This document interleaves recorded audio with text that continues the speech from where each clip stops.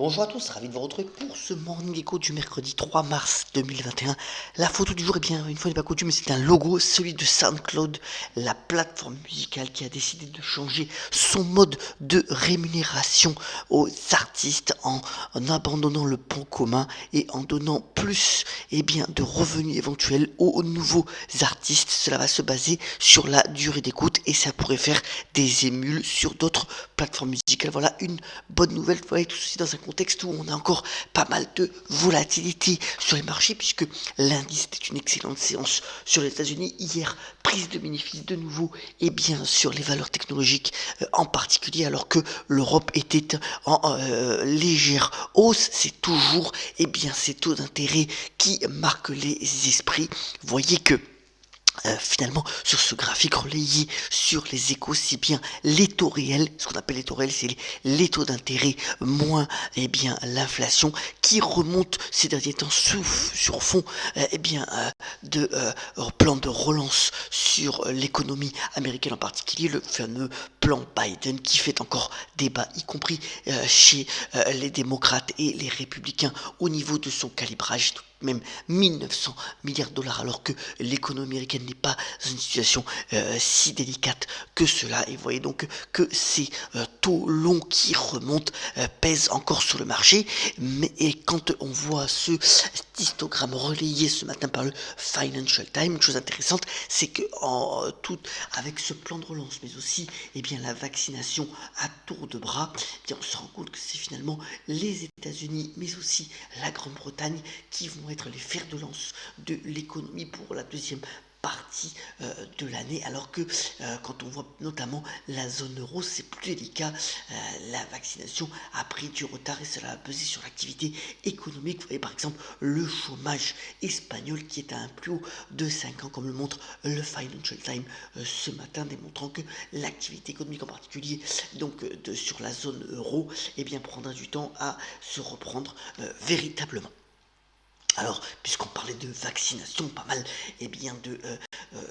d'articles de presse et d'infographies sur la presse française concernant ce calendrier. On estime qu'à partir du printemps, les personnes âgées entre 50 et 64 ans pourront se faire vacciner de manière plus intense. En tous les cas, la campagne de vaccination va accélérer. Et puis ensuite, pour le reste de la population, ce sera plutôt d'ici à la fin de l'été, en fonction du stock reçu de vaccins, que ce soit celui de Pfizer ou celui de Moderna.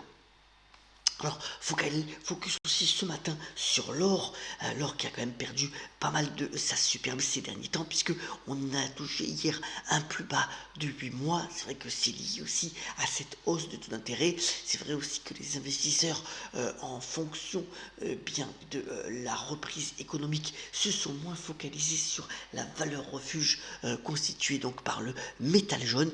Mais enfin, sur des niveaux de 1700 dollars, cela reste un actif attrayant de toute façon, et il est certain aussi que si les craintes de résurgence d'inflation sont moindres que prévu, l'or pourrait retrouver de sa vigueur et pourquoi pas retrouver un niveau beaucoup plus attractif autour des 1900 ou 2000 dollars, mais ça c'est pour on va dire d'ici à la fin de l'année. Alors, aussi un article assez intéressant dans le Figaro ce matin, démontrant que dans cette période de semi-confinement et finalement de pandémie, c'est vraiment l'économie du vélo, donc la petite reine, qui a tiré son épingle du jeu. Vous voyez, rien qu'en 2020, c'est de manière directe ou indirecte 29,5 milliards d'euros en France. C'est assez significatif. En plus de ça, les vélos électriques ont pris aussi une tendance haussière au niveau des ventes qui est bien reconnue. Et voilà, cette économie du vélo concerne à la fois l'impact direct des produits, mais aussi l'impact indirect, ce qui permet véritablement de s'installer au cœur de l'économie française, et cette tendance devrait encore continuer bien entendu dans les prochaines années. Au niveau de l'actualité des entreprises, alors en France, eh bien Orange Bank cherche un repreneur. Ça n'a jamais vraiment pris. Il faut savoir que quand même Orange dans cette affaire a perdu 643 millions d'euros cumulés, même si au total il y a eu plus de 1 million d'abonnés à cette plateforme. C'est véritablement des pertes abyssales qui ont été encaissées par l'opérateur de télécom qui va commencer ses larges manœuvres certainement. Alors Orange Bank étant la première opération significative, si toutefois un repreneur est intéressé, ce qui n'est pas évident au vu des pertes encaissées, mais toutefois Orange avec un dividende de plus de 7% sur le niveau actuel, eh bien pourrait constituer donc un cours attractif pour les investisseurs à moyen et long terme. Edenred a publié ses résultats, donc le leader des tickets restaurants. Alors c'est 238 millions d'euros, un résultat en baisse de 23,7%. Mais de nombreuses solutions digitales ont été mises en place. Il y avait encore pas mal d'innovations, notamment avec la probable digitalisation des chèques de vacances, ce qui permet donc à Edenred d'afficher une prudence mesurée pour son activité en 2021. Vous voyez que l'action a quand même baissé de 4%, mais n'est pas loin de ses plus hauts historiques à la bourse de Paris. Alors, dans le domaine du luxe, ça continue à bouger. Vous voyez que Kering a investi dans Vestiaire Collectif, c'est la mode d'occasion.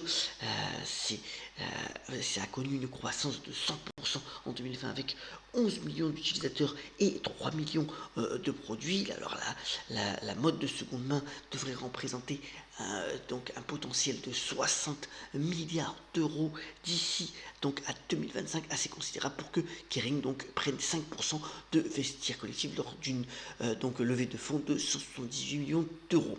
Et puis Canada Goose, Canada Goose c'est l'un des grands fabricants de parkas de luxe. Il voudrait absolument ne pas être dépendant que de la saison d'hiver, et il vient de signer un accord avec la NBA, du basket américain, pour pouvoir fournir une collection plus adaptée aux autres saisons, et se faire connaître aussi sur des collections pour notamment printemps-été grâce à ce partenariat avec Canada Goose, qui avait beaucoup pâti lors de la crise de mars dernier, reprend des couleurs, et c'est une petite pépite bien entendu dans le monde du luxe, comme l'est aussi l'italien Moncler. Alors, dans le monde du non-coté, mais c'est bientôt le cas, Instacart, c'est la livraison de tout ce qui est denrées alimentaires aux États-Unis. Le groupe a levé lui aussi 265 millions de dollars pour continuer son expansion à travers les États-Unis. Cela valorise le groupe tout de même à 39 milliards de dollars, avant une probable mise en bourse pour cet été. Voilà un beau succès pour Instacart, qui a quand même 500 000 shoppers à travers les États-Unis. Alors, vraiment, voilà un réalisateur heureux, même si finalement au Golden Globes il n'a pas été récompensé. C'est Florian Zellers qui a fait ce film avec l'excellent acteur de 83 ans Anthony Hopkins, The Phaser, avec aussi une excellente Olivia Colman.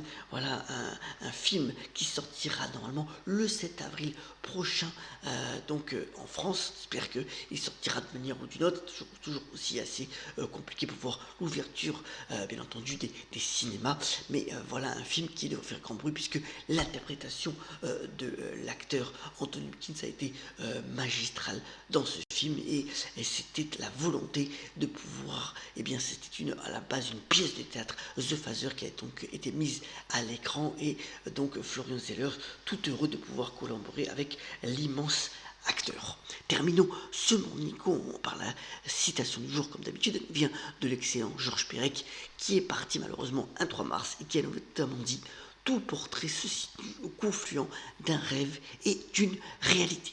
Je vous souhaite beaucoup de pêche, beaucoup de solidarité, et on se retrouve très prochainement pour un nouveau Monde Nico. Excellente journée à toutes et à tous.